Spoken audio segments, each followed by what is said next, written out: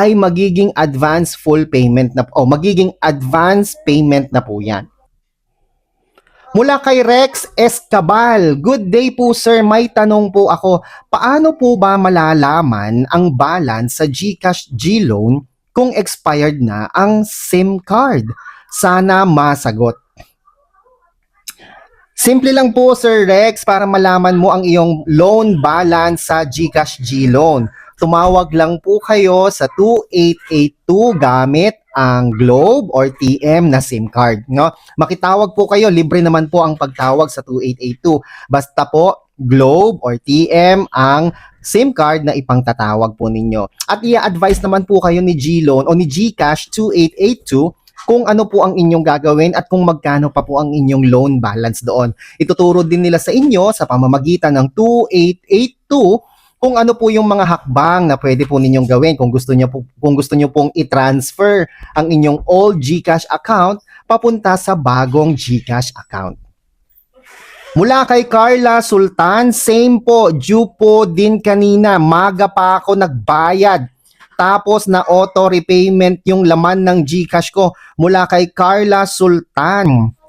So due mo din today, as we have reminded you mga kaibigan, na kapag loan due date nyo na ngayon sa G-Gives or G-Loan, meron po silang tinatawag na auto pay or auto deduct feature. Wala po kayong choice doon kung magkano man po ang laman ng inyong GCash wallet. Yan po ay kakainin bilang pambayad. Ang tawag po doon ay auto deduct or auto pay kung magkano man po ang inyong outstanding loan amount due sa G-Loan or G-Gives or even G-Credit. Pwede pong kainin yan noon para nang sa gayon ay maipambayad. Ngayon, nagdoble po ang pagbabayad dahil nagbayad na kayo kanina tapos nagkaltas pa siya.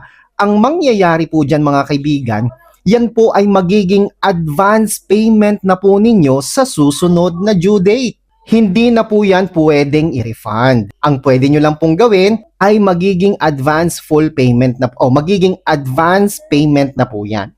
So again, paalala po sa lahat ng mga subscribers natin, sa lahat ng nanonood dito, kung nakatulong sa inyo ang video na ito, paki-like, subscribe, and share nyo na po ito.